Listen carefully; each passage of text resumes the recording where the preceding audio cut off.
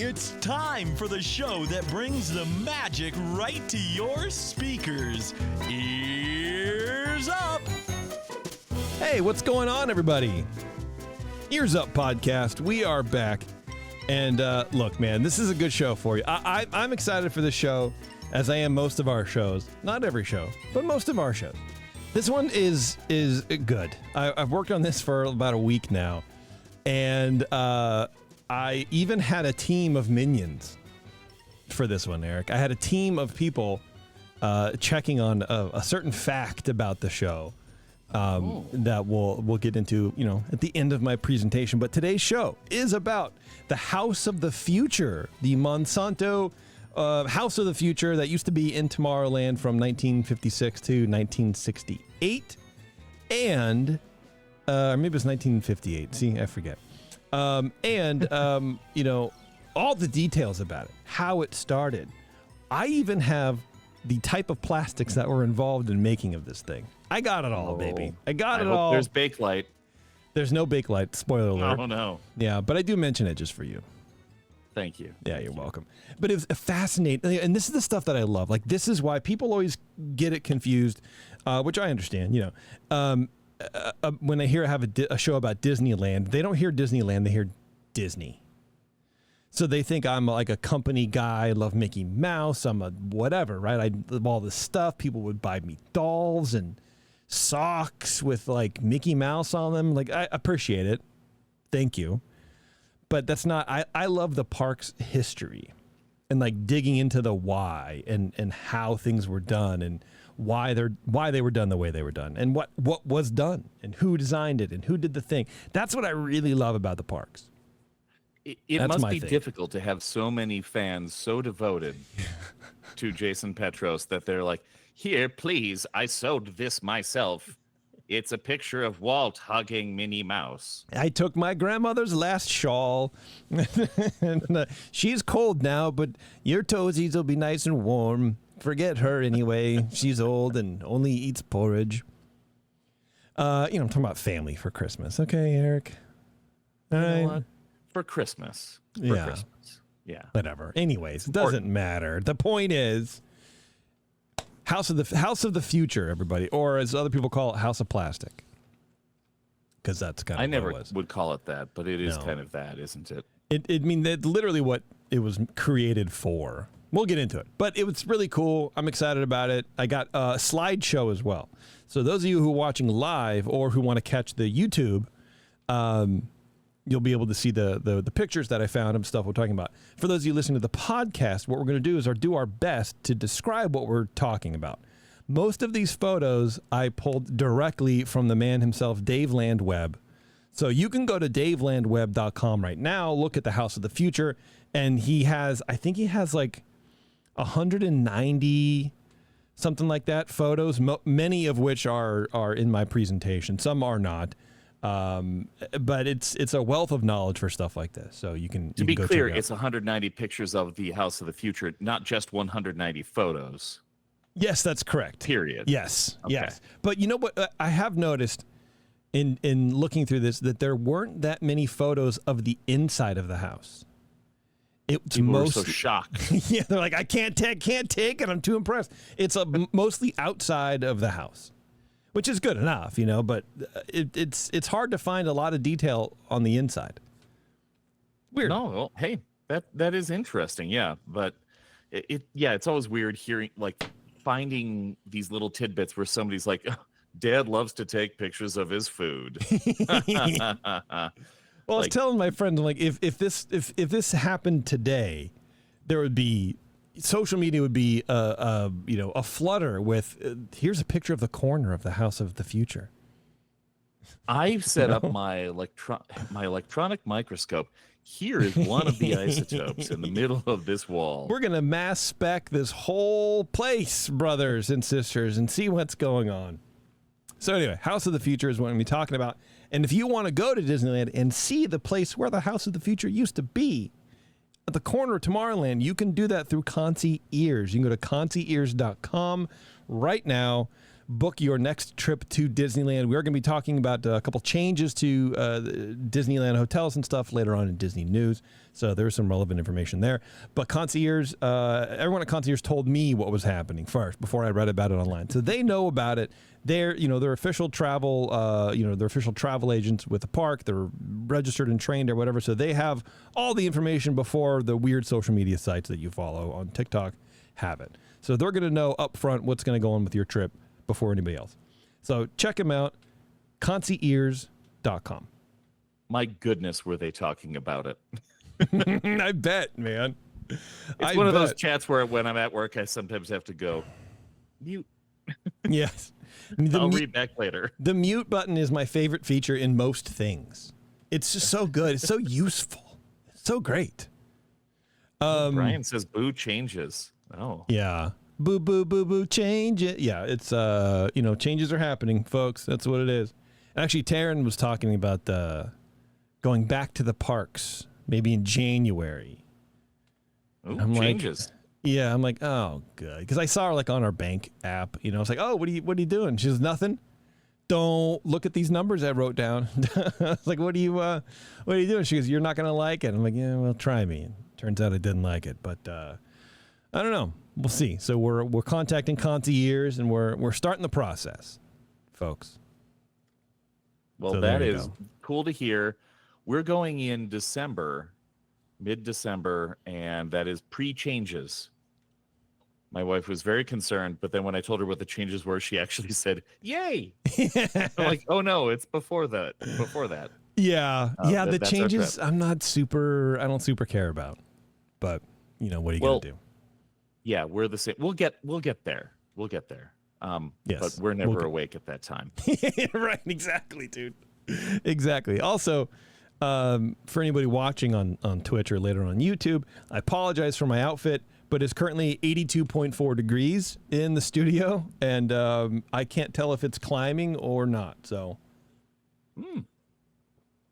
well, you're in there, and computers are in there, so probably climbing. I got three computers, 4 lights, 3 monitors, 2 cats. My stunning personality. It's a lot, dude. It's a lot. Yes, I am aware. Well, yes. I am aware. Why don't we go ahead and get started? Huh? I think I've basically covered everything I want to cover. You've got a lot of material to get through, and I have a tiny amount of material to get through, so go for it, man. That's the way I like it, dude. All right, Eric. I want you to picture it. 1956. Scenes of a technologically advanced civilization flooded the senses of children everywhere. You couldn't escape it. From movies to comics to, well, I guess that's probably about all the visual media they had at the time, Who knows? We'll leave that up to the paleontologists to tell us. But kids and some adults everywhere were clamoring for a glimpse of the future, driving a segment of consumerism that thirsted for new and wild. And the only person that could possibly bring it to them in any sort of timely fashion was Walter Disney. Now, when Disneyland opened in 1955, the park had its issues. We talked about that in Taryn's segment, or Taryn's show a couple shows back. And none of those issues stood out more than the entirety of Tomorrowland. Now, setting the scene here a bit, Tomorrowland was kind of already on life support. And I covered this personally a bit more on the show, The Space Race, how Disney influenced the space race, I believe is the name, about Ward Kimball and how he influenced the entire U.S. space program. But basically... He told Werner von Braun, no, your rockets could be better. Yes, yeah, kind of. Really what Ward did is he kind of gathered all of these different sources and then went to Werner von Braun. He was like, what do you think? And he's like, yeah, maybe. And then they made a cartoon about it. So that was a great episode. It was good, man. I've seen that. I loved looking through. That was so much fun to do. But anyway, basically, Walt approached Imagineer Ward Kimball to essentially do all the design work for Tomorrowland. Even though it was very last minute, it was pretty much the last land design, and Walter knew that Ward could handle it based off his previous kind of space-related futuristic works. And a lot of what Ward had dreamt up fell to the editor's eraser when the park opened, as the land's lofty goals collided with the practicality of 1950s technology and Roy's purse strings. You had rides like the Astrojets and the Phantom boats that were nothing more than dressed-up county fair rides. The 20,000 Leagues Under the Sea exhibit was placed as a last-minute filler because Walt had nothing else to fill that space with. So he knew that he needed something to draw folks into that section of the park, something to live up to the scope of the area. In short, what Walt needed was a weenie. Cue the Kaiser Hall of Aluminum fame. Oh, wait, is that a different episode than what we're doing today? Potentially. We'll never know. The Tomorrowland of the past was pretty much a science fair type thing, with exhibits called the Bathroom of Tomorrow, etc., etc. The chemical giant Monsanto had an exhibit there, the Hall of Chemistry, which is now the Buzz Lightyear Astro Blasters, I believe. So when this new idea of a futuristic home came about, the wheels were already lubed up. Turns out Monsanto had been working on a futuristic housing concept a few years before the park opened back in 1953, when the company assembled a development team to explore the use of plastics for home construction. At this time, plastic was gently being used commercially, most famously in molded handles for skillets and TV cabinets. That material, called Bakelite, was dense, heavy, and cumbersome, and therefore had very limited uses. You could only just basically mold it. You know, you had a mold, you put the thing in there, you close the mold, and that's the shape of the thing. It's in plastic. It's a heavy, dense plastic. Great toaster material. There you go. Yes, that's right. The push was on for a lightweight plastic that didn't look like total ass and could free up designers to really get weird with their shapes and their materials. Now, part of this time in plastics research, plastics history, was post-war kind of figuring out what they're going to do, right? So, you know, plasticizers and stuff were being used for rocket fuel and whatever, and you had a lot of different plastics being used. Fiberglass, I believe, was used heavily in you know, World War II. But then after the war, when all these chemical companies have developed all these things, they were like, oh no, we need a market. We have all this stuff. We need to market all this crap. So what can we do to get people to buy more plastic stuff that they don't need? And, you know, that cue plastic garbage cans and all this kind of stuff, right? In the early 1950s, chemists developed a non-fading red pigment for acrylic plastic, which was immediately fed to the Detroit automotive machine, specifically allowing them to craft all of those really wild-shaped taillights that we used to see in boats of yore, you know, the big caddy fins and stuff like that. And cool. And because those shapes were very limited in the design of them because of the glass limitations that they had. I mean, you can only do so much with glass before it either breaks or it's too fragile to ship or whatever. So I do have on my slides. So the opening slide is just Walt being shown a model of the house of the future. But basically, we could get finally we can get cars like this. Why are you not working? Why you no work? Oh, because I'm literally clicking on some other screen? No, I'm clicking on the image that's in the meeting and not the actual like friggin' thing, dude, because I'm really smart. I want you to know how smart I am. Then finally we can get images like this. The Homer. The Homer. No, sorry. More like this. So you can see these kind of torpedo-shaped, you know, really wild stuff from like the back of Cadillacs and Buicks from the, you know, early 50s. And you recognize some of these images from the end of Radiator Springs Racers. That's right. Yes, they're in the caverns, right? Yeah. So, and if you look closely, and you can just Google them if you want to also, folks, but, you know, some of them have 90-degree angles. Some of them look like rocket tubes. It's stuff you just couldn't really do very well or consistently with glass. Hi, Tara. That's awesome. Careful, there's a water. There you go. I'm trying all sorts of things here to cool the studio down, and none of them work as efficiently as I want them to, so. There you go. You brought a sprinkler in? Yes. Is that the water thing? We're just covering everything. Okay.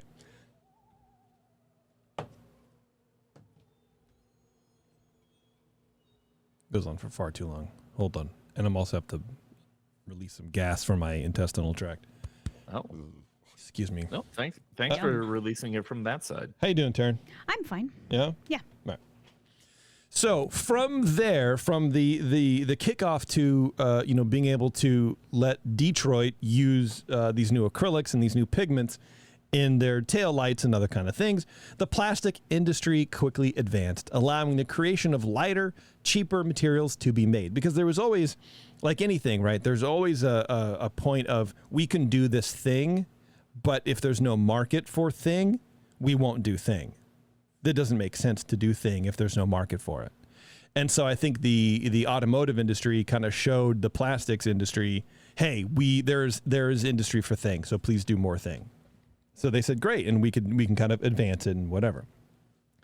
So from here, and obviously this is not a thorough, history of the plastic history, but it's not? A general one. No, you're on the wrong show, man. Sorry. Unsub. From there, large acrylic sheets were soon being used by oil companies at gas stations over the more expensive and fragile neon signs to advertise.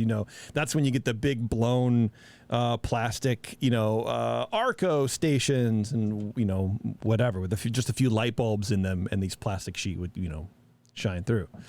Cool. Melamine laminated tabletops made by the Formica Corporation became so popular that we now think of the product as the company name, much like Xerox or aspirin, right? Yeah. Then you had the processing of polystyrene being honed and perfected, and you start to get things like razor blade dispensers or wall tiles, storage trays for your dashboard with little suction cups on them, or lawn sprinklers, trash cans, etc. All that to say, you can see where this intense push for finding a new and emerging market for plastics was coming from. Okay. Ralph Hansen, who was the head of the Monsanto Plastics Division Market Development Department, that's a mouthful, brother. Wow. is credited with the conception of the House of the Future project. Now, he's grandfather to the Hansen Brothers music group. What? No, I'm kidding. Oh, I got really excited. I know. No, it's the Hansen's Lemonade people. Yeah, come on. Thanks to the housing boom in the period after World War II, construction supplies were experiencing a shortage, making the suburban sprawl take a lot more time to spread and become more costly, and putting the focus on older homes that were being bought by younger families to fix up and improve. Now, Hansen directed Monsanto's attention to the potential market in existing homes, identifying two key groups of consumers, the do-it-yourselfers and the please-do-it-for-meers, which I'm a little bit of both, but probably more the latter than the former. I want to pay you to do things for me, please. Hansen learned that homeowners moving into homes that were over 20 years old were more, quote, susceptible to being sold home improvement products, and he wanted in on that market. So he knew that there were people buying old homes, fixing them up, throwing, laminate tile on stuff, doing all this. And he's like, I want that market. That's what I need right now, because he saw a future. This is how we got things like plastic wallpaper, vinyl floor tile, melamine furniture kits, et cetera, et cetera. Monsanto wanted all of those things. Yeah, I know. Monsanto wanted to find a market for their plastics, and they found it. So, yeah, I get it. The company wanted to create market demand for things that the market didn't know they needed. That's capitalism. But why a plastic house of the future? And why such a weird futuristic design for a house? Having already identified the housing market, both new and old, as a growing field, they wanted to develop new ideas that would drive purchases, and it was the responsibility of the architects and designers to create ideas based on the psychological desires of the consumer, adding that, quote, consumers don't always know what they want. Okay. Rude. Which is such the most advertising thing to say in the entire friggin' world, dude. Consumers don't know what they want, so it's our job to tell them. So the marketing department at Monsanto pitched the use of, quote, intelligent experimental design, such as prototypes, to gauge interest in larger products like housing. Now, for us right now, prototypes kind of seem standard. You go to, different kind of fairs, and there's always, I have a prototype pizza oven, I have a prototype shoe, I have a prototype whatever, right? Robot. At the time, prototypes were beginning to be a very effective way to get the public to buy in on a product at a rapid pace. You had things like toys, furniture, cars, all had proven success as a marketing tool when being addressed with prototypes first. So why not homes, right? Yeah. The company had clocked a growing trend in the construction industry toward modern designs like in schools and office buildings. And they believed that in time, the ultra-modern home, quote unquote, in plastic would soon be accepted by the general public. So this is about the time in schools where you had Formica tabletops and just kind of these sleek, more industrial designs, colors and shapes of furniture and stuff like that. So Monsanto forward thinking, going, hey, that's going to at some point trickle down to the home industry. Sure, yeah. From what I can put together, you want to say something, Terry? I was just gonna say, like, this sounds like just like what I'm picturing in my head, the shape wise and everything. It's like kind of this is the start of the mid-century modern era. Yeah, like those kind of rounded corners, things like that. Yeah, sounds about right. I mean, it's about that time too, 1950s. Okay. Yeah, it's moldable. I bet hard, like sharp corners would have been harder to mold. Yeah, That's probably true. More difficult. Yeah. That's a good point. So from what I can put together, the Monsanto project had two main goals: to showcase home improvement items that would be available in the near or immediate future, like vinyl tiles and all that, and products that would be made ready in the far future or future, like houses. Now, one account I found stated that the overall design or focus of the House of the Future project was intended to be a representation of life 32 years into the future. So like 1986. Which 32 years seems fairly exact to be made up, so I kind of believe it. Yeah. But so from now on moving forward, whenever you're thinking about the House of the Future and you're seeing the photos, or you're going to Dave Land Web on your own time and looking them up, think of 1986. Okay. That's what we should be seeing. It's a window into the 1986 world. Future. Yeah. So if it is true, this makes a brilliant marketing funnel because you have items that you can't buy yet, but you can dream about while you buy the products that you can buy that you saw inside of the product that you can't buy. It's perfect. It's great. Sure. I love it. Marketing. Yeah. So in May of 1954, Monsanto contacted two guys who taught the principles of architecture at MIT called Marvin Goody and Richard Hamilton to tackle the project. While many of the materials included within the House of the Future already existed in the world of plastics, they did have little use in the structures of buildings, which is kind of what they were leaning into, right? Plastic at the time was for small things, like nobody was trying to use plastic sheeting as load-bearing walls or anything like that. But Monsanto had identified an emerging market in a possible plastic home, slowed only by the lack of adoption from consumers of plastic materials, and went full force into developing this home. Now, not to get too lost in the weeds here, but it does seem like the main overall point in this project for Monsanto was literally to redefine the vocabulary of modern architecture and construction, setting plastics as the focus of the so-called new modern. Companies like this play the long game. You know, Monsanto's been around forever. They're still around. They play the long game. Okay. So that's what it seems like to me. What's that? They're kind of still around. Yeah. Poisoning people to this day. That's what it seems like to me. They were like, okay, we need to get our language in here. And it seems very much like Mad Men, you know? Mm-hmm. Yeah, absolutely. Architects loved the idea of plastic. They absolutely loved it because it could conform. And this is the architects that were working at what did I say their names were? Goody and Hamilton. Okay. They loved the idea of the plastic because it can conform to any shape, any size, and any environment. But they also noted that design, just for design's sake, wouldn't be of benefit to anyone and could potentially lead to over-designed, over-engineered slop that might function well but wouldn't look approachable for the modern consumer. So they didn't want to get too detailed with it just because they could, right? So they I'm sorry, but that's so unlike what happens today. I know. Well, but I think that's why the architects were doing it, right? They were doing the design because they're like, okay, we understand. They understand their clients and what they wanted, right? They wanted something that people would adopt originally. So if you have these weird angles and these weird holes in the fence and this weird stuff just because you could, then people are like, that's kind of weird. But if you make it more approachable and weird, then maybe that's different. So they definitely stressed the need to develop an architectural process that was appropriate for the materials over the aesthetic of the design. Create products that would benefit greatly from the inherent malleability of plastic. Now, through this design process, they figured out that plastics performed better in a compound curve or shell structure because they would use less materials this way while also being structurally sound. On the other side, plastics that were manufactured in a more traditional rectilinear form, which is a new word I learned, like the straight wall of a house, right? Rectangle, linear, right? Those things were having issues getting the stiffness needed for structural integrity. So the more weight the walls needed to hold, the stiffer the plastic needed to be. But the stiffer the plastic got, the more it lost its flexibility, which means it would fracture more easily. Okay. So curved plastic, they figured, was the way. So if we were going to do this house, that's what's going on. Okay. Okay. So next came the design of the unit.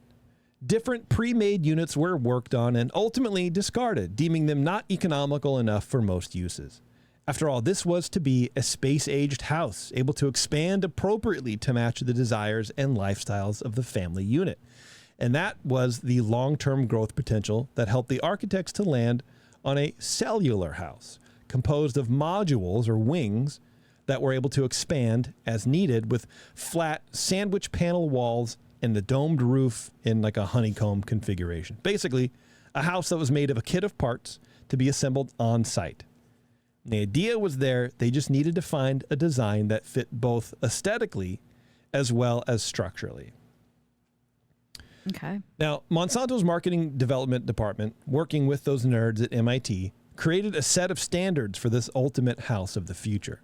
And some key words from those standards are things like flexibility of size, suitability in the landscape, which is such a weird, whatever.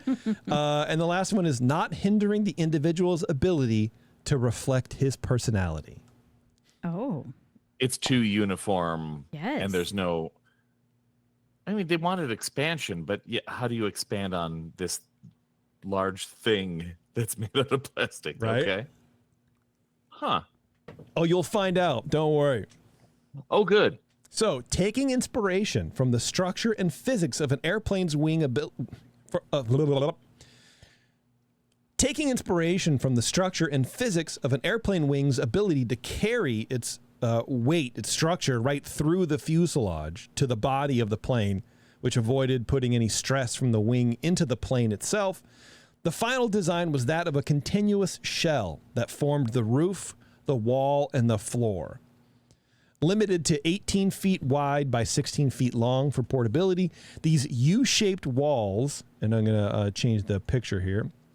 These U-shaped walls with their sandwich construction were capable of absorbing extreme shell stresses.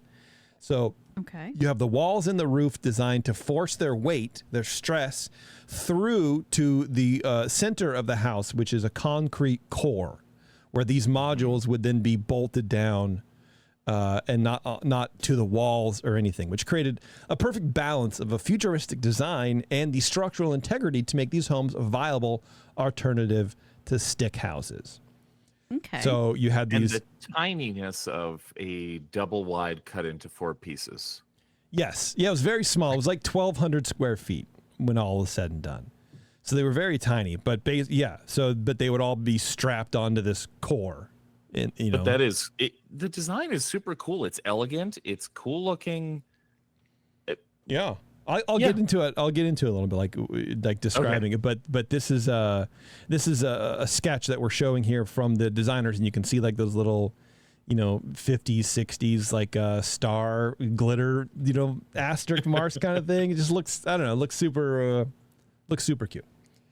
Nice. So the house of the future was also designed to be assembled by the future occupants and not construction workers. And I think this is kind of important in the grand scheme of why the house was shaped the way it was. So once the core was laid, and maybe I didn't explain that enough. So basically, the core is a 16 foot by 16 foot, I think, or 15 foot by 15 foot block of concrete, essentially, that had a room in it with all the utilities. And I get into it a little bit, but I'll just clarify now. And then that's where the wings of this unit would bolt onto the core. And I'll show you some pictures of what that looks like in a little bit. Once the core was laid, the room modules came mostly pre-assembled. The bathroom core came fully equipped and ready to install. Within the walls were to be a system of subframes. And near as I can tell, these subframes were meant to hold window glass, meaning you can literally dictate how many windows you had on which wall and hang them your own dangum self. Wow. So you can take the panels off and drop some windows in, and you could do that. Absolutely. That's pretty cool, actually. It is kind of neat. Now, if you wanted to expand your house even further, like Erik was saying, all you would need to do is get a second concrete core to be poured to be the foundation for the next set of cubes, and then you can take the end off of one, connect it to the other one, and then you have another house basically attached to your first house. Wow. Oh my goodness. Yeah. So it's interesting. The foundation kind of goes up instead of out. Yes. Interesting. Yeah. Futuristic. Yeah. Right? Yeah. The result is this incredible 4-sectioned pre-built structure set upon a concrete core made from 14 different plastics. That's what they say. Jeez. However, this idea of the future also came at a cost. The price of this prototype home was going to run about $1 million. And while the designers planned everything for ease of mass production, it could be easily scaled up. Monsanto was forced by the hefty price tag to pivot and admit that this whole project was probably less than likely to be able to be mass produced. And they should really make it simply a showcase of how plastics could be used in the future. So it cost Monsanto $1 million for this. Wow. And they're like, you know what? Maybe let's look into seed technology. Yeah, I know, right? Let's sue farmers into the dirt. Even the basic plastic materials for the basic house made at scale would run 15 to 20 grand, which was already well beyond the budget of most households. Yeah. Which is about 180 grand now in cost of goods, just materials, not even factoring in labor, shipping, profit, etc. Considering the average home was going for about 8 to 10 grand in the U.S. in the 50s, this was not going to work well. Wow. Yeah. But the board at Monsanto absolutely loved the plans, hated the cost.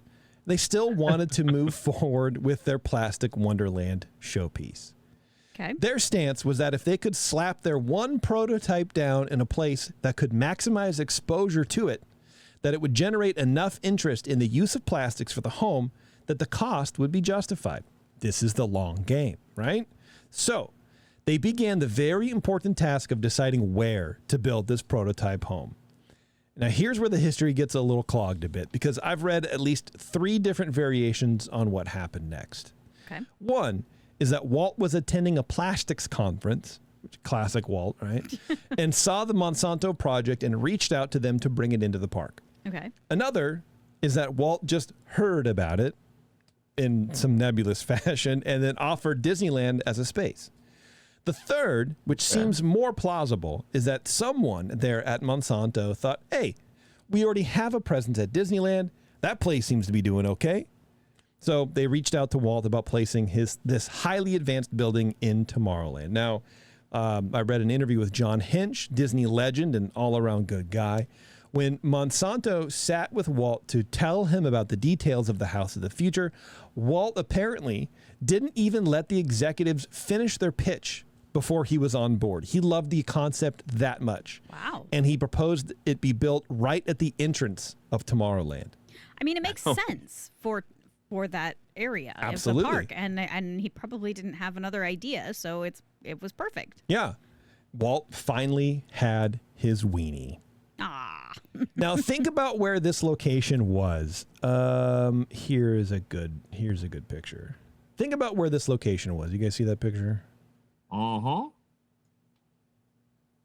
You had the main weenie, which is Sleeping Beauty Castle, right in the background. So, folks at home, you can go to Daveland Web, check this out. This is like photo number like 67 of 174 of the House of the Future. And it's a man standing in front of the House of the Future, and then in the background is Sleeping Beauty Castle. Mm-hmm. Okay. So that man's pants are hiked up higher than the cost of building the home. Time. Yeah, that's right. My goodness. So Sleeping Beauty Castle, sort of the forefront of the park. You enter Main Street, you walk toward it. You go up to the bridge, you pose for some pics. Then off to the right, you see this weird white building rising out of the ground. It looks like it. A lot of people said it looks like it's floating off the ground. You're gonna go over there and check that out next. Absolutely. Walt loved this idea, this concept so much that he wanted it basically right near the most iconic landmark in the theme park world at the time, making it one of the first things the guests would see upon crossing into the hub. He was all in. He loved this concept. Because if he didn't have confidence in it, it would have been pushed back. Nothing, yeah. I can see why, though. Like, it is so intriguing. It is. Even today. Like, Absolutely. I can't even imagine what people were thinking then. But, I like, know, right? Today, I'm like, I really want to go there. Yeah. So Monsanto, of course, agreed, but they only had two real build requirements for the house at Disneyland. One, that all the utilities were to be located in the central concrete core, which is kind of standard. But from what I can gather, I would imagine it's like, hey, I know you guys like to do stuff, but this is how it works. All the stuff needs to be piped through the central core up into the center of the building, right? That makes sense. You had all the plumbing and stuff coming through the center, and in the center, I'll get to in a second, but in the center of the house itself, inside is the kitchen and the bathrooms. So all the water's just right there. It just goes straight up. You know, it's actually really brilliant design, right? It's very efficient. Yeah. Yes, yeah. So that was the first one. The second one was that the cooling system needed a source of water because it was like evaporative cooling. So due to the unusual design of the building, it had to be placed on the concrete core at an unusual angle. Now, I don't know what that necessarily means, but they said that the entrance was needed to be facing the right way to maximize guests' accessibility. And later on, I'll show you like an overview of where it was in the park and how guests could get to it. So I imagine it, at the time they're talking about how to deal with lines. How to get people through. They didn't want to clog, so they had to rotate the design of this from the original design. They just had to rotate it on its axis a little bit to make the front door in another place to get people easily in and out. Okay. Yeah. Okay. Now, Imagineers were able to make this placement look more natural through the wonders of landscaping, as well as adding a pond, which had the added benefit of holding the water for the cooling unit. Now, here's where it is here underneath the House of Tomorrow. And it's this little like three-tiered waterfall going into a pond. Now, the name of the pond was called the Lily Pool.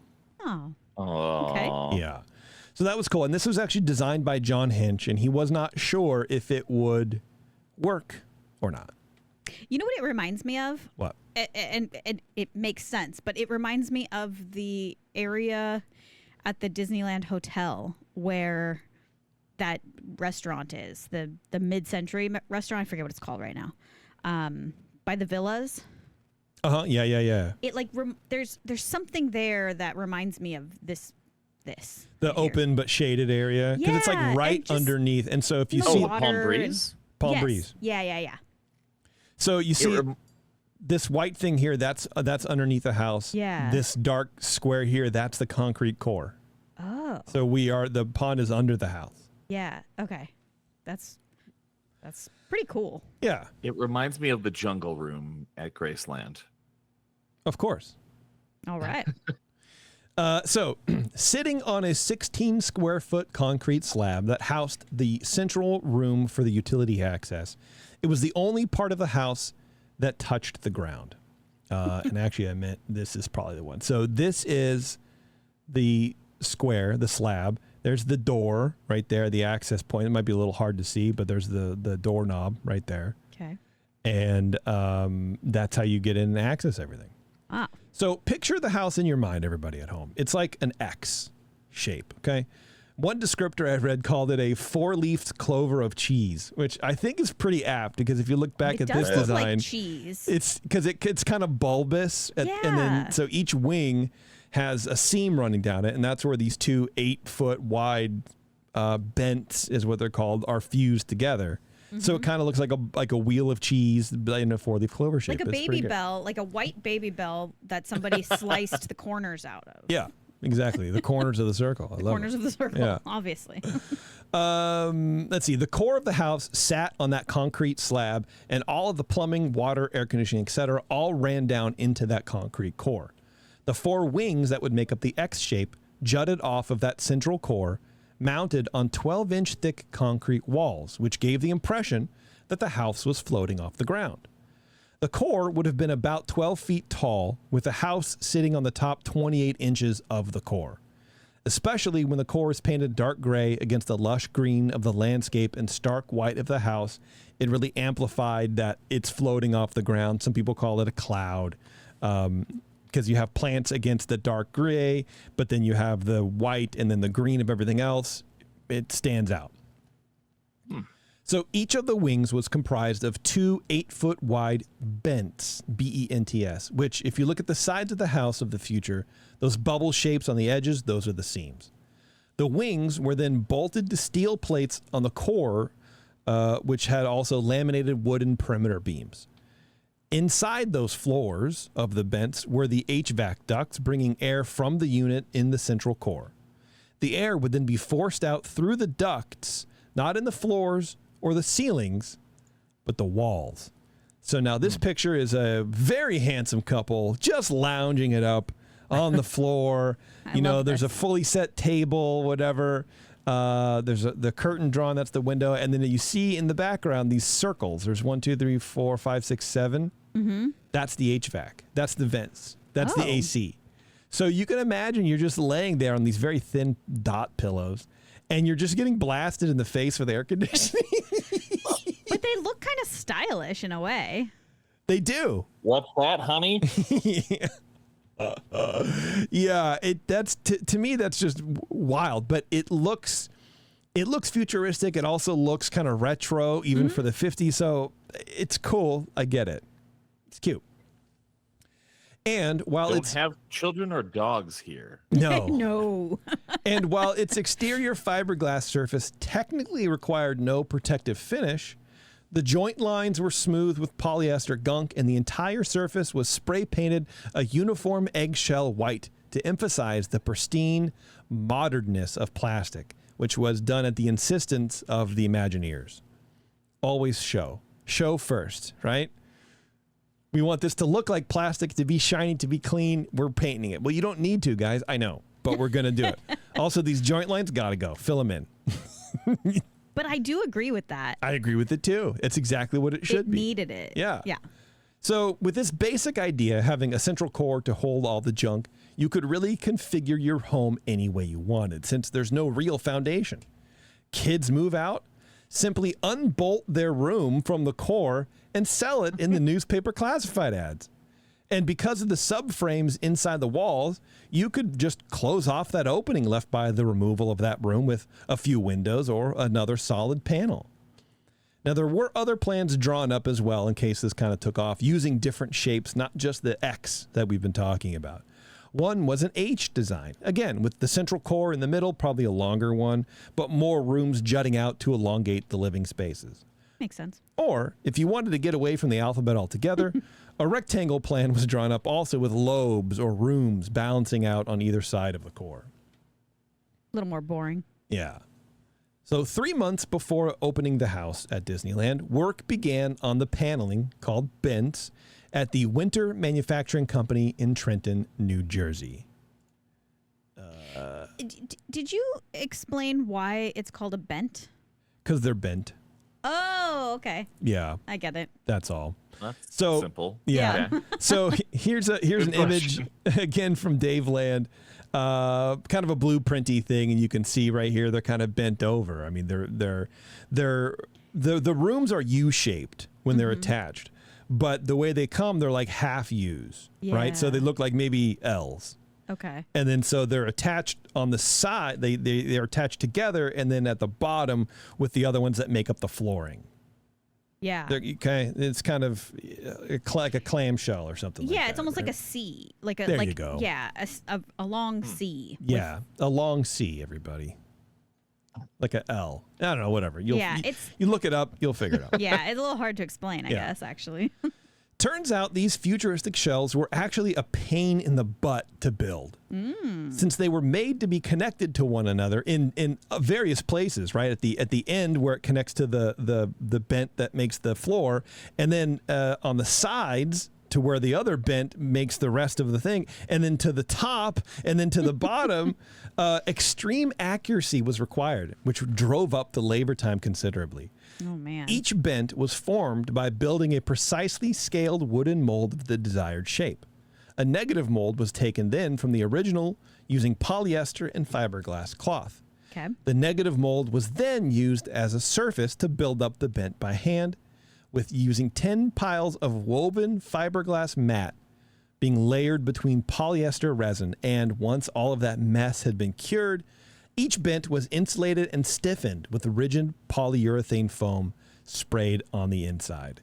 And here's just another blueprinty kind of thing. And you can see the subflooring underneath that, where the air from the HVAC came through, and just kind of how it all goes together there.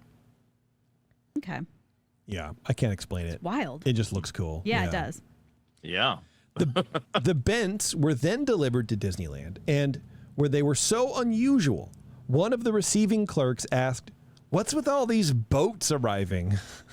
They do look like boats. Oh, actually, here's a picture. So this is a picture of the bents being made at the manufacturing plant in New Jersey. So they're like being tested together. I don't know what's going on here, but it's clearly Jersey. That is not Disneyland at all. And so the sides are open, so it's just the clamshell from the roof going down to make the wall, and then the flooring coming up to make the other side of the back wall.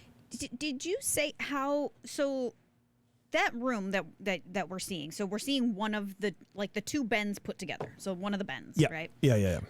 How wide is that? It looks long, but it looks. It's okay. So the bents themselves were 8 feet wide, and so these two bents right here would then be pushed together, connected on its side with other two bents to make a 16-foot wide room. Because I'm looking at this guy standing next to this, and I'm like, this is like a prison cell. Yeah, no. This is basically half of a wing. Got it. Okay, that makes much more sense. Yeah. You can walk forward and side to side. That's right. Yes. So they cleared the front gates. The bents were then installed with a crane and hand trimmed, sanded, epoxied, bolted, and riveted together. And of course, the ever lovely Dave Landweb has a ton of these photos. So I picked a few of these. So this is the site where the House of the Future was going to be. Pre anything, you can see there's a hill up there. I believe that's the Hall of Chemistry right there. I can't figure out where we're at here. Yeah. So the Tomorrowland entrance is basically to the right of this, because that's the Hall of Chemistry, which is now the Astro Blasters, right? I'm not getting that wrong. I'm right? Right. Let's say that. This back here, this hill, that's now Pixie Hollow. Meet and greet for Tinkerbell. Okay, got it. Okay? Yeah. So this is right there. Right. So like a few feet back, on the bottom, underneath the Dave Landweb bug or whatever, that's sidewalk going to the hub. Okay. It's right there. And then here we are with another photo there's a land survey, telescope, and it's kind of being blocked out with wood and string and stuff like that. And there's already a backhoe back here kind of taking down the hill and kind of working on it right now. Okay. So here's a picture of the boys laying the cement for the core, and you can see how deep it goes down. That man's probably 5.5 feet or whatever. So it's probably 12 foot in the ground, which is about what it is. So it's not solid because there's stuff inside of it. So I don't actually truly know. It's hard to figure out. I think there's a lot of it that is solid, and then the room, I think it is solid. And then the room above ground level is not, because that's where the stuff is. Interesting. Yeah. I don't feel like this would have held up in an earthquake. I mean, I trust a structural engineer over you. Yeah, but back then they weren't thinking about earthquakes. Yeah, I mean, maybe not. I don't know. Well, structural engineers should have been, right? Yeah, we'll get to how tough it was later. Okay. And so here's a picture of the crane dropping the House of the Future bent into shape, and there's a castle in the background right there, and so you can kind of see how they go together. So what they're doing is they laid the flooring, and it's just like a clamshell, splayed out, right? Like you cut a piece of paper into a cross shape, and and then you curl the edges up. That's kind of what it is. So you see there's one bent, there's two bents, they're joined side by side with the curls up, and then they're going to basically just invert that with the next set of bents and put them on top.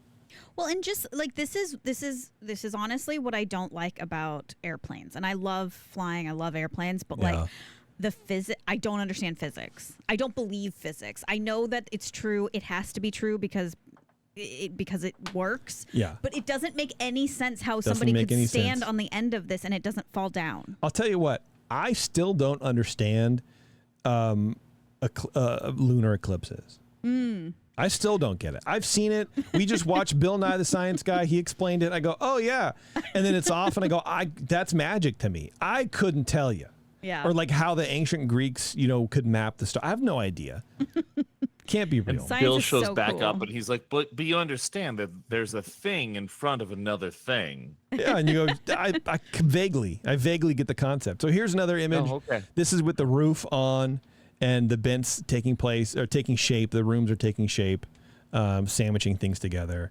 And here's a great shot of them lowering the roof and half the sidewall down into place, assembling this giant hunk of plastic. This monstrosity. This is like adult Legos, like adult giant Legos.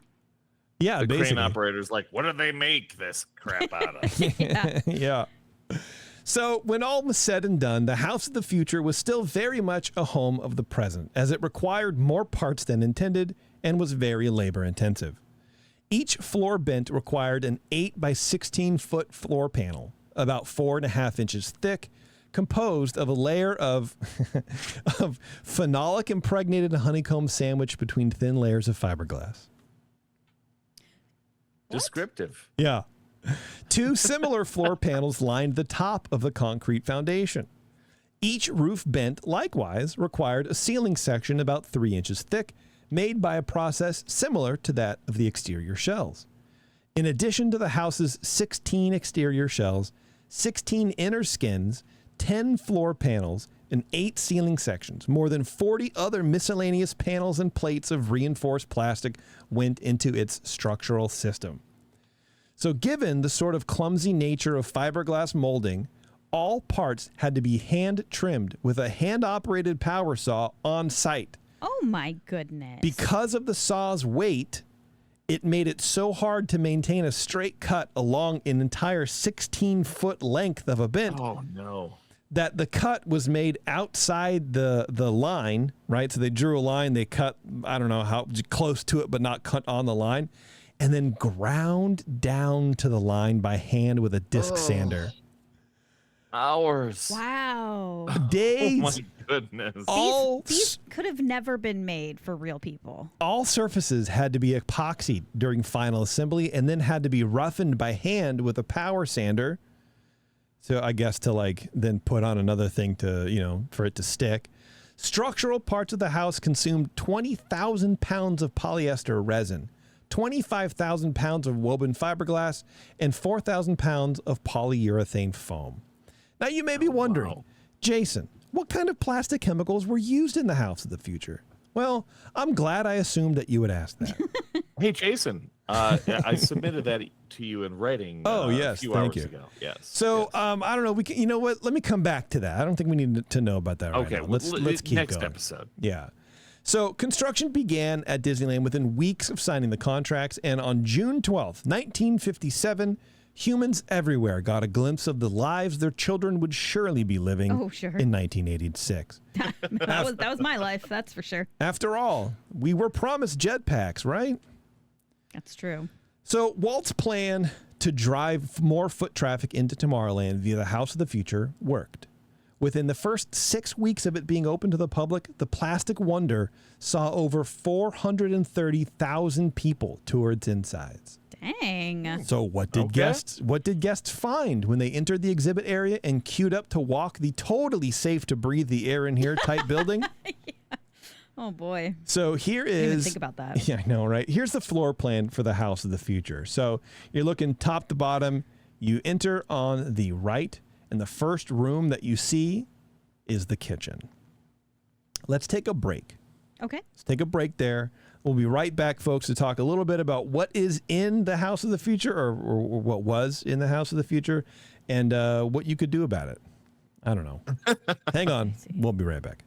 Yeah, here we go.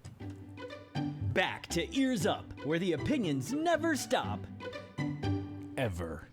All right. Thanks for hanging on, everybody. Let's take a journey into the House of the Future. You know what I mean? Oh, See what we got going on. Heck yeah. Heck yeah. Good job, Taryn. Thanks. So the feature of this central core inside the House of the Future was, of course, the kitchen. In case you couldn't tell. Of course. A shining beacon of family civility and togetherness. The rock tumbler that showcased the ever-constant love of Mother. Aw. Oh. That So, seems a little... There's a concept drawing. Okay. It was dubbed the Atoms for Living Kitchen. ATOMS, not ADAMS, right? Okay. Atoms for Living. This setup was built by the Kelvinator division of the American Motors Corporation and first showcased at the Chicago Winter Furniture Market in 1956 before coming to Disneyland. Now, at this time, people were going nuts for and because of the atom. Okay. Atomic power, radiation. The atom and its many uses were the catalyst for many of these weird concepts in the 50s. For a number of years, the Kelvinator division had been supporting research into advanced method of food preservation by using gamma irradiation. Oh. Okay. Turns out... Oh, yeah, my chicken will stay cold forever. Yeah. Turns out a light dose of irradiation combined with the modern concept of refrigeration increases the lifespan of many food products by weeks, months, or even years, depending on the food. Which, of course, begs the question, how long do we really need food to last? Now, as a side note, all of this research led to the widespread use of gamma irradiation in food preservation eventually. So much so that it is permitted for use in over 60 countries today and is considered a key weapon in the battle against foodborne pathogens, pests, and other nasties. Hooray. Wow. Now, in case you were wondering, like me, irradiated food does not become radioactive because, as everybody knows, only particle energies that are incapable of causing significant induced radioactivity are used for food irradiation. In the United States, this limit is 4 mega electron volts for electron beams and X-ray sources. Cobalt-60 or Caesium-137 sources are never energetic enough to induce radioactivity. Particles below this energy can never be energetic enough to modify the nucleus of the targeted atom in the food, regardless of how many particles hit the target material, and so radioactivity cannot be induced. And I know I didn't have to clarify that, but I felt like maybe someone doesn't know that, so I thought I'd put it in there. Apologize for the boring. Appreciate the overview. Anyway, back to the kitchen. Kelvinator deliberately designed the kitchen not to look like a kitchen when it wasn't in use, which fit, of course, nicely with the concept that Monsanto had for the House of the Future. So this is what it looked like. This is a shot from Life magazine. This is the house, the Atoms for Life in the House of the Future. Okay, and it looks very sleek. It looks very modern, even to these standards, I guess is what I'm trying to say.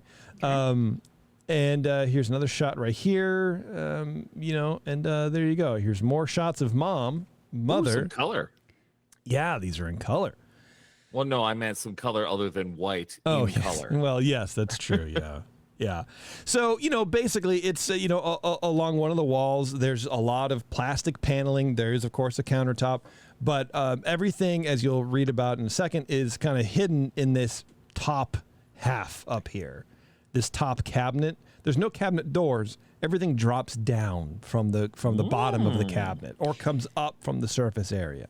Do we know if, I don't know if this is a weird question, but were RVs and like campers, were they invented at this point? I don't know. I would guess. I know like trailers, like Airstreams and stuff like that. Oh yeah. Because this is what it reminds me of. Is like when you go camping and you can't ever find anything because it's in some cabinet that's above the bathroom door or something. Yes. It's interesting. Yes. So food storage in the kitchen consisted of 3 compartments: a freezer, a normal refrigerator, and a third fridge space for irradiated foods. Which is also like, well, if it was so safe, why do we need it to separate irradiated foods from everything else? It's just a little bit of lead. It's just a precaution. It's fine. All 3 were hung in a bank from the ceiling and could be lowered with the touch of a really cool button. I imagine it's cool. I don't know. Some artistic license. Now. Yeah, that's right. Beep. The bank was covered by plastic paneling to further fit in with the futuristic vibe. The main counter area included an electric stove and something called a microwave oven that was hidden inside the countertop that would raise to working level with a touch of yet another almost as cool button. Now, these next 2 pictures I'm going to show you, I think are the coolest stylized things. And what I think these pictures are from is I think they're from that Chicago, plastics show pre-House of the Future. Okay. Just in the way that they're lit and the background, but you'll see, look at this. It's stark. The lighting from overhead is harsh, casting these really clear, these really defined shadows. It looks like something from the original Alien movie or some sci-fi movie from the 70s. You know, like that Green Rules 2001, right? A Space Odyssey. Very, very stark. But this is the little island that we'll talk about in a second. But these are the cabinets, and you can see right here, there's a tray or a thing here, and there's a bunch of food on it. And that's the refrigerator, and it raises up into the cabinet. Wow! And here's it from the other angle, so you can see the lighting between the panels between this are different than this, right? So I think it's a totally different area. This glass thing isn't here real. There's there's dark here, but it just looks so cool, man. Anyone who's seen Severance, it is very much in that style. Just very so stark, but like white and green, and that's it. This is the microwave oven, by the way. That's so cool looking, actually. Wow, double door. Wait, it isn't. Call me ignorant, please, but according to every video game I've ever played, green means you're radioactive now. You're gonna die. Well, this is more like a light mint green, and then the white is more like eggshell. Okay. Yeah, and the dark greens aren't like they're not glowing. No, not yet. Not yet. Yeah. So the island in the kitchen that we've seen here, we can go back to this picture here. That is a combination desk, communication center, work surface, and ultrasonic dishwasher. Heck yeah. And so here's 2 pictures. One is from Yesterland, by the way, but here's one of Mom loading the ultrasonic dishwasher with plastic plates. Okay, all the silverware's plastic, all the cutlery's plastic. And then here's another photo of Mom just having maybe some coffee, reading a book at the workspace communication center with the panel right here being the dishwasher. It looks like it doesn't raise up so much as folds over. Interesting. Yeah. Kind of neat. Donna just can't wait to check in with her multi-level marketing scheme. Right. Yeah. Yeah. So yeah, it has an ultrasonic dishwasher, which never made sense to me, right? Because sonic is noise, right? So ultrasonic to me just means really terribly noisy. No, I think ultra means super awesome. Yeah, it might. Yeah, I don't know. So the dishwasher harvested the power of high-frequency sound waves to vibrate the water, making it more efficient at cleaning.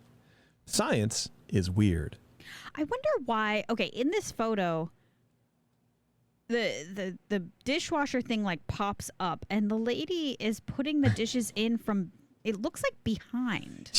Because a photo. Oh, okay, just because. Otherwise, she would be in front of the thing, and you couldn't get a good shot. Yeah. Okay, got it. Okay. That makes more sense. Magic. One article I read about specifically the kitchen of the future here is that this whole concept was that this open house plan, like we're seeing in the house of the future, could possibly remove the word kitchen from our vocabulary. Why do they hate the kitchen so much? In favor of some other word that better describes this family food center. As one review in the New York Times put it, quote, "The kitchen sink in this arrangement becomes practically a control tower where the lady of the house can maintain surveillance over 3 of the 4 rooms in the house. Because you can see in, right? It's open house, open floor plan. By pushing an array of buttons, she can regulate practically everything but her husband." Oh my God. Mom's an air traffic controller. Yeah. You know what's Except funny? for Dad. But you could even, through this control panel, you can even scent different rooms through the AC system at the push of a button with smells such as rose or ocean. Wow. That is It's a lot, right? that's an interesting thing, and I Mom, I need more rose. Mom, rose meat. Thank you. Well, what's funny is like, okay, open floor plans are kind of like the thing that all houses are made now. Yeah. But there's this kind of resurgence of women mostly who are like, I actually don't want that. I would like to just make dinner without having to answer 15 questions while my kid's watching TV. Yeah. And I feel like they started it. Yeah. By resurgence of women, she means her. I do. Yeah. So this was the very first room that guests saw as they entered the house of the future. What a great showcase. I mean, honestly, if you are going to build a house of the future and the outside looks as it does, like a cloud wheel of cheese, and then you go in and there's a robotic kitchen, basically, you're floored. I mean, that is a very good, you're not burying the lead there. You're just giving it all away. You're opening the kimono. Mm-hmm. I don't know how it gets better. I didn't say it got better. Has to only spend 12 hours a day preparing dinner. That's right. From here, the 4 wings of the house were easily accessible. One was the children's room, which was designed to sort of be modular and adjust to the different needs of a family. So here are 2 different photos here. It's of the kids' room, and the kids' room basically has a divider, and it can divide the room. So if you have a boy and a girl, or a boy and a baby, or a girl and a baby, or you wanted a playroom or whatever. But the styling here is fantastic. You have these curtains, which are undoubtedly fiberglass curtains. Just the colors of the cabinets with the white square and the orange square and the teal square, the cool little modern stuff. I don't know. It just looked really neat. And then the second photo, kids in the same room, the desks kind of adjoin, and they're just doing their schoolwork or whatever. Yeah, it's an absolute vibe. It is great. So that's a privacy wall, and that could be drawn for like nighttime or naps, or you could open it during the day and have more room to play, effectively opening the room up even more. Or it could be used to split the room for siblings or, what have you, in case Nana comes to spend the night, right? So the house had 2 bathroom units, both designed by Henry Dreyfuss, who was a giant in the field of industrial design at the time, and whose real talent was thinking of the customer. He really pioneered the thought of ergonomics and consumer usage into industrial design. He designed the Hoover Model 150 vacuum cleaner, which is basically the upright vacuum cleaner that you think of when you think of a housewife in the 50s doing housework. Sure. Yeah. Okay. Big metal head, rounded, the big zip bag at the neck or whatever. Yeah. He styled the John Deere models A, B, and H tractors that are like those long-nosed looking tractors. So think about the tractor cows in cars. With a big long snout coming out the front. And in cars, they only have 1 wheel, but normally they have 2. He designed, those are based off the John Deere models that this man designed. Okay. Oh, cool. He designed the rotary phone for Bell Systems in the late 40s, and that design was used up through the late 70s. He also led the final styling of the Polaroid SX70, that weird pop-up instant camera, transforming the original weird boxy unit into something easy to handle. This design made instant cameras easier to use and helped usher in the popularity of instant photography. but you might know him best through his most famous design, at least to me. I'm such a dork. The round T87 thermostat from Honeywell. Everyone had one of these gold beauties in their house, right? It's just the thermostat, the round, it's gold on the wall. It's the round. Just that little plastic shield with the grippies on it? Yep. Yes, That's I it. do know what you're talking about. That's him. Okay. He designed the bathroom in the house of the future, my friend. Wow. So this man, That's amazing. This is the man who thought about your bathroom time 32 years into the future. You know what? And I say bless him for that. Wonderful. Let's see. There we go. All the features, like the shower and the sink, were able to dispense water at a set temperature. Check this out. No fiddling with knobs. You could just set the temperature you want and then go to town. The cabinets had built-in electric toothbrushes connected by retracting cords. The electric razor was built this way too. So you can see in this photo, Dad is shaving with an electric razor, and that cord is built into the wall. Now, you all might say, what the heck is he doing? He's talking to a panel in the wall. That is a video phone. Oh. So he can communicate with anybody in the house or in the front door, seeing who's there. I'll be right there, Jack. I'm shaving in my house of the future. Wow. Hello, Mr. CEO. Hang on. Let me finish. Zuzz. Heat panels were attached to the walls because, well, plastic didn't do a great job at absorbing and radiating heat. Stop that. I feel like they're looking for the cat, man. Yeah. The tub was molded from plastic and attached to the wall, as well as the sink was, making the whole thing feel more, like Taryn said, like an RV than a house. So all that came pre-installed. That was just there. The tub, the shower is part of the wall, fits right in, screw some things in, you got water. That's it. Totally base layer. Okay. Yeah. In the master bath, as I just said, you had a speakerphone along with the TV screen to see who was at the front door so you could tell them to go pound sand. The shower had a sound system, you guys. Ooh. They had speakers in their shower in 1950 something or other. Heck yeah. That's awesome. The ceiling panels housed adjustable lighting to act as night lights if needed. You can dim them. The bathrooms shared a wall and were tucked behind the sink in the kitchen, which shared utility connections. So that's everything comes up through the core. So anything you needed water for was connecting at some point to the kitchen. Okay. Kind of neat. Yeah. Straight piping. There you go, right up. Now the living room, that was something else. A giant television. Something else than listening to ELO in the shower. Yes. A giant television mounted above a rounded couch made it clear that this was the chill out spot. All the furniture was custom for this space in order to fit the natural curves of the walls and provide the most square footage for roaming as possible.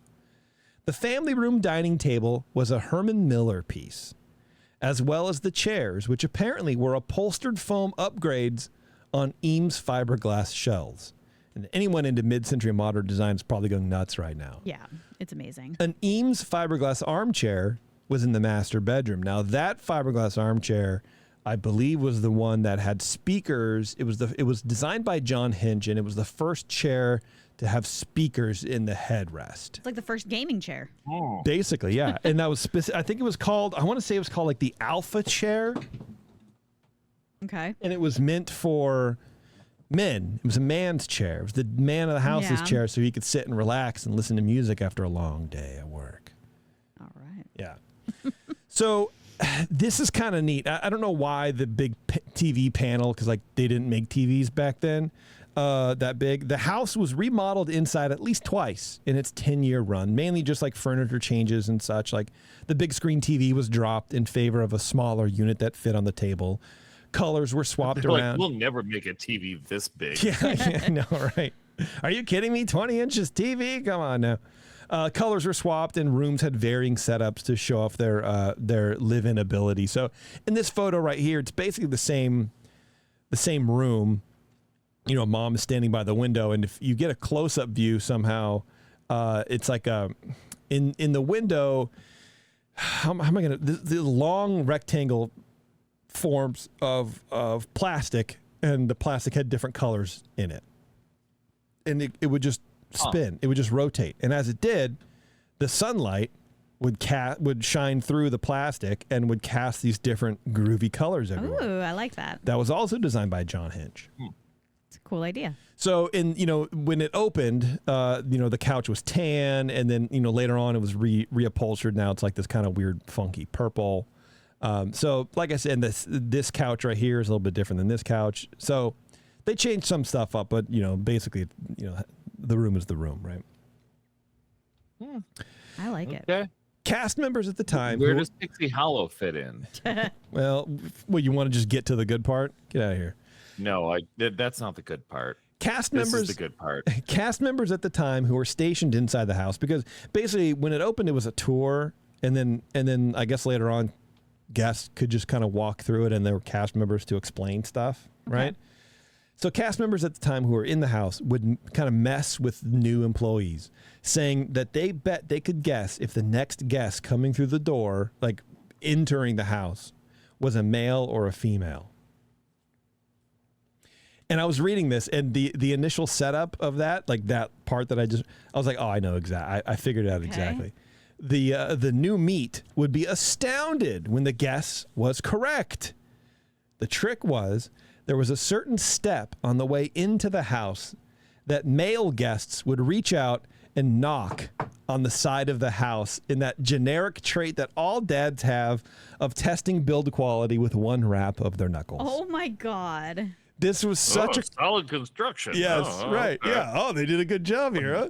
That is so funny. Gonna fall down. This was such a common occurrence that the knocks had created a little worn and dirty spot on the outside of the wall that required frequent repainting. Oh my God. Men are so predictable. Yeah, well, you know what, Taryn? Don't worry, ladies. You got caught out too. The staged wardrobes in the master bedroom were susceptible to the wanderings of curious ladyfingers. Lucky, as women would reach past the rope barriers to feel the fabrics of the future. Eventually, the garments would get so worn down they would have to be replaced before finally being blocked off entirely with plastic sheeting. Oh, they have to ruin it for everything. They have to ruin everything. Yeah, basically, dude. That's funny though. What did I would definitely do that. I did that at Disneyland. They had a they had a display up of like the Pirates of the Caribbean costumes from the movies, and I was obsessed with the movies at the time, and I reached across the thing and I touched it. Hell yeah, dude. Because that's was it Johnny or was it Barbosa? Oh, it was Orlando Bloom. Hello. Oh, hello. Duh. Hello. So you might be asking, what happened to the house of the future in the future, which is now our past, right? Mm-hmm. Well, a few things. Most notably, it sort of let the present catch up to it. After 10 years of bubble-shaped, automated whatsits and sleek, clean colors, guests kind of lost interest in the house as a beacon of the future and thought of it more as a relic of the past. Traditional homes have the luxury of not being tied to a trend for the most part, but the Monsanto House of the future was built on and for the development of a trend, plastic. So in 1968, when the attraction was closed, it was time to remove the home, a task Imagineers thought would take only one day to complete. After all, the house was literally designed for ease of deconstruction. One of the features was the ability to have dad and brother maybe pull off brother's old room on his way to college, right? Okay. The focus, secondary to the plastic stuff, was its modular design. Well, as it turned out, whoever assembled the prototype on site, Imagineer or folks from Monsanto or just maybe general contractors, who knows, they had used epoxy adhesives on the walls for, quote, improved insulation. And this was not something that was included in the design of the house, and therefore a total wild card when it came time to take the house down. Okay. Unable to simply unbolt the units, they resorted to blowtorches, saws, and even a giant wrecking ball, which simply bounced off the side of the building, leaving barely a mark. Well, that's actually impressive. Agreed. Wow. Eventually, the demo crew attached cables to the units and literally tore the modules in pieces. The metal bolts that held the rooms to the central concrete core snapped long before the walls eventually came down. Turns out fiberglass reinforced polyester was almost too perfect a material. All that remained of the house was the concrete core, which was quickly overgrown by the amazing foliage surrounding it, and was renamed the Alpine Garden in 1970, serving as the foothills of the Matterhorn. Then, in 1996, Alpine Garden was renamed King Triton's Garden for a meet and greet with Ariel, and in 2008, the area was once again redone into Pixie Hollow for a Tinkerbell deal. So the big question here is, does some of the concrete core of the House of the Future remain to this day? There is a rumor going around that just underneath the sign for Pixie Hollow, you can spot a cement wall that had been painted green. And I got a picture of it. Okay. Where is it? Where did it go? Where is it? Nobody knows.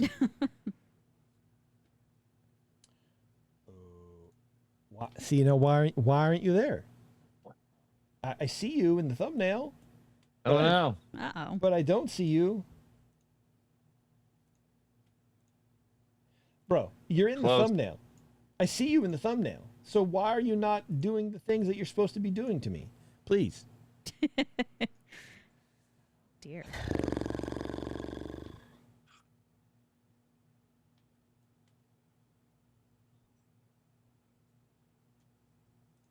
There we go. Okay, so there's the sign for Pixie Hollow. There's a big tree right by it, okay? There's the entrance to Tomorrowland. It says it right there. And then here on the next photo, this is the green little thing that we're talking about. And I think we mentioned it once. I think Terrence went over Monsanto thing, or someone mentioned it. Maybe it was Dave when we had Dave on. But yeah, you can peek through, and then this is rumored to be the, leftover of the house of the future, right?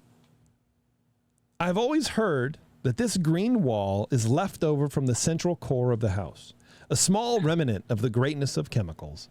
But you know me, I didn't want to come on here and spout rumors that I couldn't verify myself, or at least have one reliable source to count on. So I gathered a few pictures from Daveland and sent them to a couple friends who know some people that know some things. Who told these people, who then told my friends, who then told me that this little concrete treats that we can see are definitely not remnants of the concrete core. In fact, the house actually sat in front of that green wall that you can see up here now. So the concrete that you see poking through the hedges is something else entirely, possibly like a planter box or a retaining wall or something like that. And just to illustrate that fact, I have a map. So this is an overhead view from Google Maps that I superimposed the outline of the House of the Future to show where it was. And this red line right here, that's about where the wall is. So this is that big tree that we see here. These trees, this canopy, you can kind of see farting around over here. That's this. Okay. Okay. And so this red line is about where that wall is. Okay. Okay. So this is, and then this is the House of the Future. And you can see that's what it looks like now. That's what it is. It was about right here. So so that can't be the... Right. So some of this pool, this is water right here. Some of this water right here was part of that lily pond. Oh. And they wanted to keep some of it there, but... Yeah. Yeah. So that's that, I don't know what that wall is for necessarily. Maybe it was put in there when they redid the area up here for Pixie Hollow. But this was not removed for that. There is literally nothing left, maybe down below, but they ground down all the concrete, leveled it out, and put whatever the features are on here today. And that is not just speculation necessarily. But anyway, the core is no more. However, some of the sidewalk looks to still be there. So that's something. So this sidewalk down here at the bottom, from what I've seen, this is the area of the old sidewalk where people can come in and out, walk underneath the house over, through here. So the house will hang over this little pathway. So it's about maybe it's a little bigger than that. Maybe it's about like that. Okay. Okay. So there you go. So that's a busted myth, everybody. Yes. We Sherlock Holmes this thing. So I heard you. You were very excited. You were like excitable. Because I like this kind of stuff, man. Because and I had in my notes like, oh, that's part of the thing. But then I was like, wait a minute, it can't be. It doesn't make any sense, because I was sitting here looking at the Google Maps too. I'm like, that doesn't make any sense. If you look at some of the pictures from Daveland, you can kind of see compared to what's going on here. Mm-hmm. It's just not the same. And then this pool over here on the left, that was part of the collection pool for the lily pond. Like it just none of it meant that it was way up here. It was like 9 feet lower elevation than it looked like. So I was like, okay, we need to figure this out. So we did. But the House of the Future did do its job, though.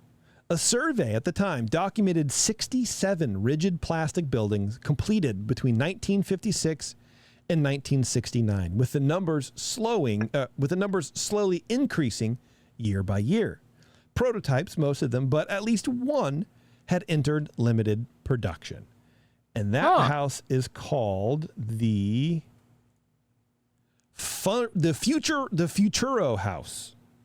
Oh. The Futuro House. It was a fiberglass flying saucer-shaped home built in Finland in 1968 as a portable ski chalet, which is very cool. Okay. There's a whole website dedicated to them, tracking where they are and when any of them go on sale. It's like futurohome.com or something like that.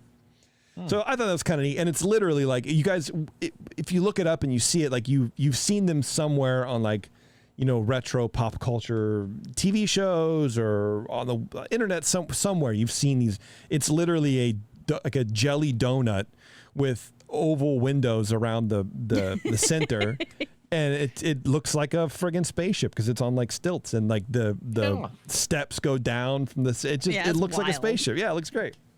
So that was built on fiberglass. So people were kind of experimenting with this at the time. It wasn't only Monsanto, but Monsanto did it in Disneyland. So therefore, that's what happened.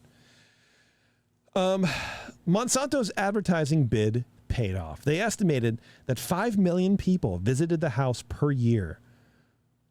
And they put as many as 10 million footsteps testing their vinyl tile flooring. Wow. So you can see the advertising writing itself, right? Over 10 million people tested this flooring, and we know that it's the best vinyl flooring, blah, blah, blah.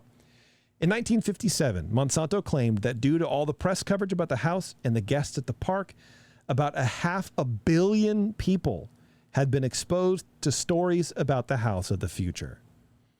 Monsanto received a flood of inquiries about the house. However, even that much demand couldn't justify setting up a production line for the house to be made at an affordable scale. Despite the public fascination with the Monsanto house, the plastic industry experienced difficulty breaking into construction. The, quote, problem of marketing was extremely complex, as someone reported in 1964 at the first meeting of a Plastics in Building Construction Council. Unlike the automobile industry, where only 4 or 5 companies had to be sold on plastics' virtues, in construction there were literally hundreds of decision makers. You had engineers, designers, architects, contractors, subcontractors, material distributors, home and building owners, all of whom had to be educated on plastics and if they were good and what you can do with them and how they're just as good as anything else. It was a crazy thing to kind of sell, because you can probably, you can sell somebody like a housewife on, the stability of a plastic plate. Sure. Because she's the decision maker for the thing. But for home construction, well, it just all these people you just rattled off like, oh, we're not going to do that. That's stupid. Yeah. Worst of all were apparently local building codes that were typically controlled by conservatives bent on protecting traditional materials and the building trades that worked with them. And I mean more like conservative in building, not necessarily politically conservative, although that does happen too. In 1955, they had set up a code advisory committee whose members attended meetings of the nation's 3 major code writing associations, like building codes and stuff, for years. What they would have to do is they would get people who were against using plastic in building. They would light a candle and they would hold a piece of plastic over a candle to convince code officials to ban plastics from construction sites. Oh. Even though it wasn't my like, goodness. it might not have been the same kind of plastic, but they hear plastic and they don't understand the intricacies of different polymers added into the plastic to strengthen them or whatever. They just hear plastic. Well, that's not, it's in fire risk. We're not going to be doing it. Oof. So 13 years after the house was installed, so about 3 years after it was removed, the head of the project at Monsanto admitted that of the total poundage of the plastic house of the future, about 2% of that tonnage was actual just plastic. The rest was fiberglass and other materials. So it even wasn't really just plastic. It was, plastic adjacent. Right. Even now, Monsanto's House of Plastic is doing heavy lifting, enabling us to remember the company name in a light that doesn't necessarily shine into the darkened corners of this timeline, one where Monsanto, poisons people and sues people for, their seeds getting into their land and gives cancer to people. It's just a lot of bad stuff. Don't worry about that. Think of the house of the future. Yeah. So here, let me go back up. I made a list, or I didn't make a list. I found a list of all the different plastics that were involved in this house, right?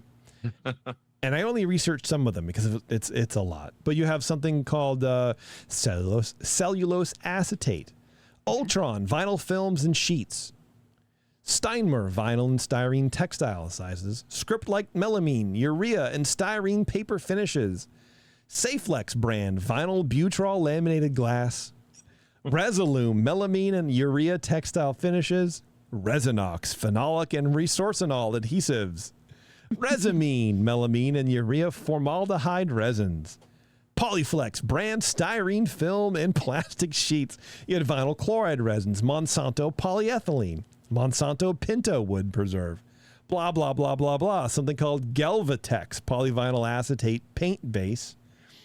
Then you had something called Acrylan, which was acrylic fiber made by Chemstrand. Now, in the late 70s, this was actually found to increase the number of cases of cancer among the workers at the Chemstrand plant threefold. But government officials said that users of the finished product made with acrylonitrile, which is the chemical thing, probably ran little risk of incurring cancer. Probably ran little risk. Probably. So don't worry. We think you probably can't get it. Probably. Yeah. The other thing that was featured heavily in there was a bisphenol A in epoxy resins, otherwise known as BPA, which is now being banned by a bunch of stuff. So now most of this is like poisonous and not very good for you in the construction phase when they're making the products, right? But you know that all these things, what do they call VOCs or whatever? They volatile, doing the off gassing. So I just imagine going through that house in the first couple years, and just the stink, man. Oh yeah. But like this, I have a question. Do you not like the smell of plastic because you know it's toxic now? Oh well. Because I wonder if I don't know how to answer this. If it was like new car smell and it was like, no one thought much of it. It's just like, this is the smell of the future. I see what you're saying. And that's probably exactly what it is. They're like, the government wouldn't make anything that could hurt us. Of course not. Government's on our side. Yeah. Okay. Let me scroll back down. We're winding it up here, folks. There we go. So during this time, as I mentioned in the 50s, 60s, there were at least two other firms working on plastic houses. Within a few months of Monsanto's pitch to MIT, so what was that, 1954, other firms publicized designs for two quite different plastic houses. One, a ranch-style beach house with exterior wall panels of fiberglass designed by architect Robert Fitch Smith and built in Florida by the Russell Reinforced Plastics Corporation. The other, though more innovative, was only a small model, and I happen to have a photo of that here. Working for General Electric, industrial designer Elliot Noyes had envisioned a fiberglass tent or umbrella curving down at four corners to enclose a pavilion-like space whose four elongated side arches would be filled with vertical panels of plastic and glass. This Noyes design actually helped steer the Monsanto design team into, quote, exploring compound curvature and shell structure, end quote, because the GE model looked like nothing else out there. One of the goals was to make plastic its own thing and not simply a replacement or substitute for existing products. Flat walls, like in the beach house design, could be built with wood already. There was no point, but Monsanto wanted to push the boundaries, so they happened to see this, and it does look crazy. Mm-hmm. And so they saw like, oh, maybe we should do that. It's so flat, but also bulbous. I don't know how to explain it. It's very odd. It's like if you took a handkerchief and put it over a plate and then tucked the corners in. Yeah, like when you're heating up a tortilla in the microwave. Yep, exactly right. That's what it's like. The house of the future might not be, The house of the future might be gone, but it is not forgotten. Over the years, Imagineers and fans have been keeping the memory of this plastic cloud alive. The Club Buzz stage in Tomorrowland back in 1998 as part of the area refresh, which is now Tomorrowland Terrace, had a replica of the House of the Future attached to the sign, I think it was. Also, as part of the 1998 revamp, the mural in that area had a small outline of the House of the Future. For Disneyland's 50th, banners appeared on Disneyland's Innovations building, honoring iconic attractions of Tomorrowland, and of course, our friend was the House of the Future was one of them. Inside of the Innovations, you could find yet another replica of the house in the living room scene, cozied up to the fireplace. And on and on and on. There's like some video games. So the House of the Future, still slaps to this day. And I did have like a list of companies that help design and produce some of these things. And I thought it was interesting. You had the Bell telephone system, so they were in charge of the push button and preset dialing phones, hands-free speakers and transmitters, caller viewing screen. The Crane Company, they did modular bathrooms with the toilet and the tub and all that kind of stuff. Ford Glass Company did all the safety glass, stuff like that, man. But what I did like is our friend John Hinch he got a shout out because he designed a couple pieces in there. So I think that's super cool. Yeah. Let's see. So what I wanted to do is I wanted to end the slideshow here with just a couple pieces that I pulled from Daveland Web that just kind of vibe out. Okay. This is the vibe of the House of the Future. Here's the first one. Now, this looks like Mom sitting in the master bedroom, just lounging in her best lounge, like, nightgown. Well, she just took her lorazepam or whatever they took back then. Wow. She is feeling good. And I think I think most of her position here is because this chair looks uncomfortable, but she has like a half folded magazine, and if you've ever seen a woman faint in the 50s in a movie, this is the setup that she's in. But it's in this like baby blue sheer nightgown with a cape or something like that. It is awesome. And she is passed out. She's done. I think she's reading, but she looks like she fell asleep. I don't know. It's wild. I love it so much. This next shot, I love this so much. So this is, I believe, again, in the master bedroom. Oh, wow. And what a good view. It's of Mom in a very nice dress, talking on the video phone, and through the window in the background is Sleeping Beauty Castle. Wow. So that's the direction. That's one of the ends of the bents were pointed towards. That's a very cool photo. Very, very cool, right? This design, I don't know where this is in the house, but it's just classic, like 1960s decor. You have a peach panel and a teal panel. Oh my God. Oh, hold on. Get her. Oh. Yeah. She going out the window? Oh, there she goes. Go away. Not out the window. God, dude. Cat escape. Jesus Christ. So you know that. So those of you who were watching the other a month ago or whatever, we had the cat fight and they poked a hole in our screen. I have yet to replace that, which I apparently will be doing this weekend. So Pickles decided to try to crawl through it. which I for sure thought she wouldn't do. I didn't think so either. I thought she was too scared. She's an odd cat. Okay. Anyways, it's just it's very vibey. I love this. I love this picture. I love it so much. This next picture. These are just some of the cool people that you see around. This child standing next to his mom or grandma in front of the house of the future with his face just pussed out.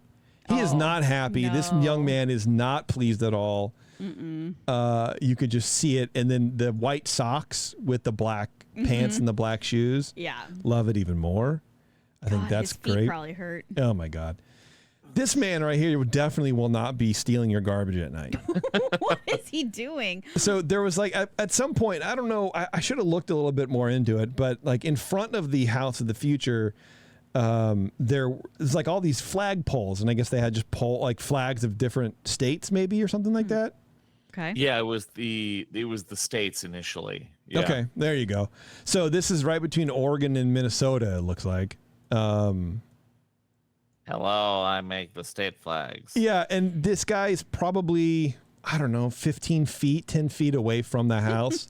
And then the person taking this picture is probably an equal 20 feet away.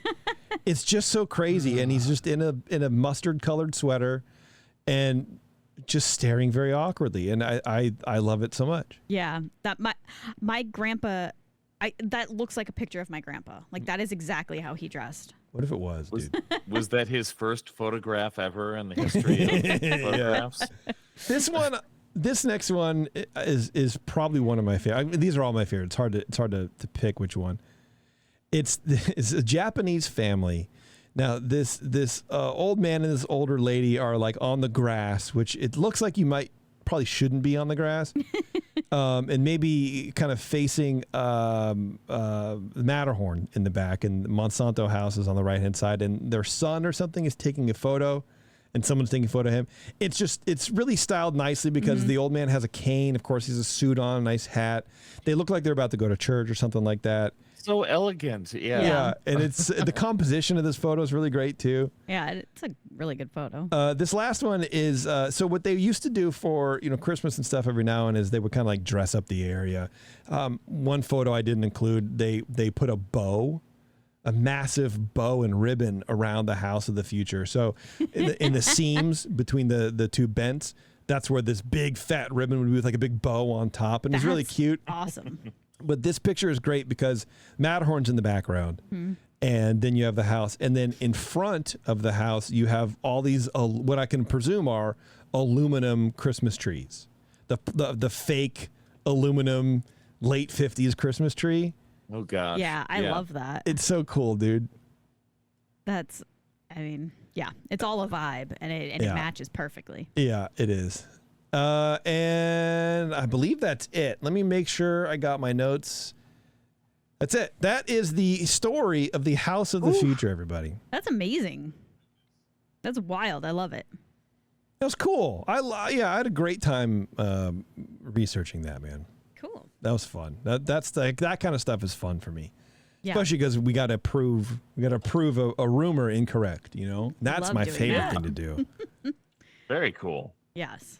Good job. Thank you. All right, we're going to do a quick round of Disney news, and then we're going to get out of here, Eric, right? Yes, we will. Past, present, and future with all the news that's fit to cover. It's the Ears Up Disney News. All right, go for it, Eric. Okay, I was going to say I can't hear the theme song very well, but you're all right. Why can't I turn it down? You're good. Yeah.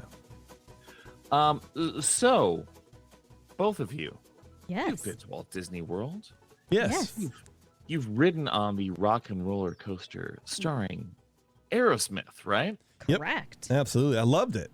Absolutely. Aerosmith was the worst part of that whole thing. Well, the coaster is great. I love it. I loved the inside. I loved how they did it. Everything was cool. Well, good for you. In a few months, in 2026, the ride is coming back, but with the Muppets. Oh, yes. Lovely. We've talked about this. No, go ahead. No. Oh, okay. we've talked about this a little bit before. We don't. There really isn't that much more information now, but it is confirmed. 2026, Rock and Roller Coaster starring the Muppets coming back. Love it. Great choice. Perfect. Yeah. Yeah.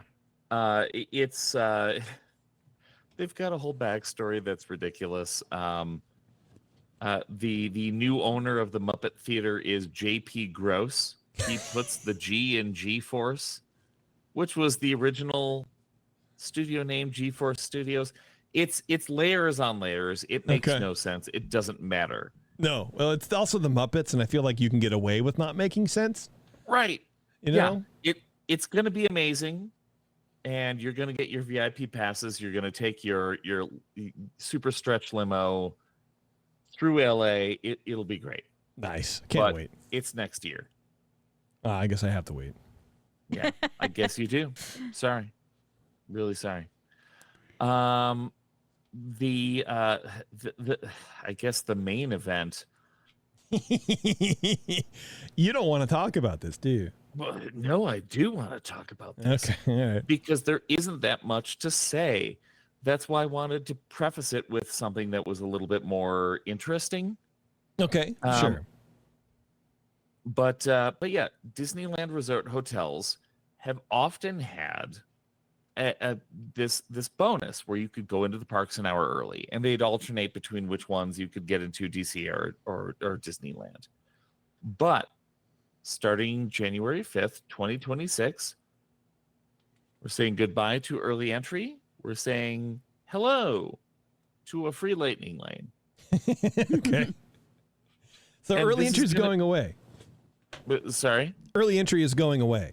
Yes, early entry is going away.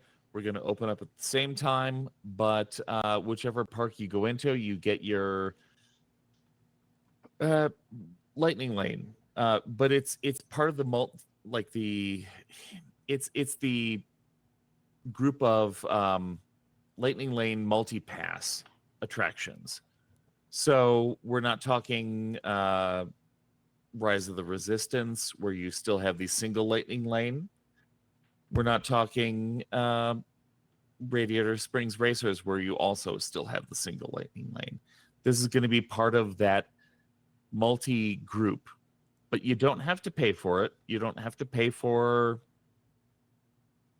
I don't understand. What do you mean, the multi-group? Oh, my goodness. Pretend like I'm dumb. We're all dumb when it comes to this sort of thing. Yeah, I guess I didn't know there was a difference between whatever you were saying. Yeah. So if you cast your minds back to the several months ago when we had Genie Plus and then we had the Genie Plus Plus Plus Plus. Right. So if you wanted to go on the cool ride in the one park, you had to spend extra. If you wanted to get Lightning Lane or Genie Plus for like most of the rides, yes, that was a different thing. Okay, that you paid for. Okay. Now, and they're saying there's going to be more like information coming soon. So we don't know the full details, but basically, once you go in, you're going to have a lightning lane because you stayed at Disneyland Hotel. You can go into Disneyland and you can pick one of those basically not Rise of the Resistance attractions. Any of them as but your that. free lightning lane. Yeah. Okay. So just the kind of like, I don't want to say boring, but mid-tier kind of rides, not the e-ticket, for lack of a better term, right? E- ticket. Okay. Not the F tickets. Got it. Okay. Well, I mean, that makes sense, but also like, come on, can you just? I know. Can it just be any of them? Like, it's so annoying. It's adding another layer of excitement, opportunity. There you go. Mm-hmm. There we go. But yeah, it's just another thing that we have to look forward to because we don't know what. All of this starts in January of 2026. They finally opened up reservations for Disneyland in 2026 just a couple of days ago. So we're all learning how this new thing is going to be. This might be one of the reasons why they delayed reservations for so long, because normally we have reservations opening up a couple months ago. Oh, okay. Interesting. So all of the concierge folks are tearing out their hair saying, I want to book people for 2026. We can't yet. Yeah. And this is probably the reason, because they're changing the rules again. So if you're staying at one of the Disneyland hotels, there are 3, you can get this free lightning lane. But it's not one of the expensive lightning lanes. You can't go on. It's been so long, I can't remember the fake name for Radiator Springs Racers. We've come back around in my mind for this. That's fine. Radiator Springs Racers, that's what it should be. I know. It's difficult to maintain some of these jokes forever. Yeah, I know, right? Because then it just becomes reality, man. Yeah. Right. But then Rise of the Resistance is the other one that you have to pay for. That's your single lightning lane. Mm-hmm. Each park has their single lightning lane. They're separate from the multi. Multi-lightning lanes are like multi-ride. I get it. I see what you're saying. Right. Yeah. Right. Yeah. Okay. Well, that's kind of the Max Pass sort of thing that we used to enjoy. Yeah. That's interesting because they had an hour early entry, then they dropped it to half an hour, didn't give you anything for it. Now they're taking it away, which also then, rope drop is just going to be a nightmare to get into in the first place, because you're going to have all these people that are staying on the resort queuing up with, all the other schlubs. Right. It's everybody doing rope drop at the same time. Yeah. I'm totally okay with this. I'm okay with it too, because I will never be affected by it. Right, that's the thing. So I don't care, and I'll get if I stay on the thing, I'll get a free pass. Yeah, I think it kind of stops people from doing rope drop, which I think is fine. I don't feel the need to rope drop, I guess, and so I never have. We've tried it once or twice, and it was not fun. And I understand wanting to get as much out of the park as possible, so you get there as soon as possible. And maybe you run to the ride that you're going to have to stand in line in for a long time. But to me, this actually is a much better solution to that problem. And really, I agree with you. The last time I did rope drop, we were rope dropping Walt Disney. Right. Oh, right. okay. It was on the 70th. We wanted to see Walt. Yeah. And it didn't. It was all a virtual queue. It was fine. But really, when it comes down to it, this is why we get along, because my wife is never awake when rope drop happens. I don't want to be awake then. I just walked 4,000 miles the day before. I want to sleep in. I will walk 4,000 more. Yeah, I agree. You know what? I think the more you go to the park, and not everyone's going to be happy with this. I know social media is a flitter and a flutter with people being very upset by this, but I would bet that most of them are just upset because Disney's taking something away and not adding something of equal or lesser value back, which is kind of was my first reaction. But then I realized I will actually be gaining from this if we stay on the resort, because I can go at 10 o'clock and I still get a free lightning lane. Well, and I think you actually are gaining something back. Right. And I think what you're gaining back is more valuable, because you are not guaranteed at rope drop that you are going to get to the ride that you wanted to get to, and that you're going to be able to stand in less of a line. You're not guaranteed that, but this does guarantee you that. Again, this is why you two are my people. That's the thing. We're not queuing up to stand outside and run inside the park and go to Indy, or run to Runaway Railway, or whatever the newest strategy is. We still get one lightning lane, even if we didn't sign up for it. Mm-hmm. And if you hate lightning lane, I know people that don't want to pay for that experience at all. Yeah. So you get it for free. You're staying at the parks, and it's, as far as we know right now, again, they did say that it's not all the details are not out yet, but let's just assume you walk into the park, you can open up your app and go, I want to do Guardians today. Oh, good. 10 o'clock. We're great. We're good. Yeah. And you don't have to sign up for anything extra. You don't have to be there at 7 a.m. or 8 a.m., whatever the early entry is for that day. Because I don't want to be up that early either. I actually really think it takes a lot of stress out of planning your maybe not planning your trip, but being on your trip and having to stick to this schedule. Like, everybody get up because we have to do rope drop. Like, it takes that out of it a little bit. Mm-hmm. Can you imagine the amount of family fights that this will curb? I think it will for some, for sure. I agree. I'm being 100% genuine. Yeah. The amount of like, Timmy, let's go. Yeah. Come on, we're gonna be late.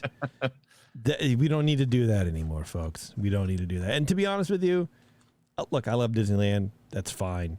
I don't need to ride. I don't need to be the first to ride the same ride I've ridden 25 times before. Yeah, I think this is great, actually. Yeah, I'm right with it. Yeah. Yeah, we may be the wrong audience for the rage. Yes, definitely are for that that particular for sure, rage. dude. For most rage, we're the right audience. But. Yes, right, absolutely. Very good, Eric. Thank you for doing the Disney news for me. I appreciate you. Oh, hey. Let's see. One other news thing. Oh. The Pixar Pier park entrance. Yes. Closing. Ooh, really? Why, I wonder? Huh. It recently reopened. The leading theory is because Coco is going there. Oh, that's The new Coco boat ride is going to go into that area. But if you stay at Pixar Pier Hotel, you still get an exclusive entrance into. Basically, you can walk across the street and go to the Grand Californian and enter DCA through their back entrance into Grizzly Peak area. So they've got another option. It's not that much further than the one that they had that dropped you off at Corn Dog Castle, which is a place where no one wants to be. That's true. All right. Yeah. Doesn't seem quite as cool, though. But you gotta do something. Going into Grizzly Peak from Grand California is less cool than going to Corn Dog Castle. I think so. Well, it's longer. Well, I mean, I think also because, like, you know, you're going from a how do you say a not so premium hotel into a premium hotel to then go into the park. So it is a little bit of a, I don't know. This is what you could have had. Soarin' when you walk in. People like Soarin', right? Sure, dude. Yeah, I mean, it's a good entrance. It just sucks. Yeah, that you're not at that hotel. Yeah, you have to see something better. Yeah. I don't know. Walk through and go, wow, this is cool. We get to walk through this thing that we didn't pay for. I'm telling you, dude, staying at Grand Californian one time was enough. I don't ever need to stay. I don't think that's worth it. I don't think that hotel is worth the price. Yeah, I agree. It's kind of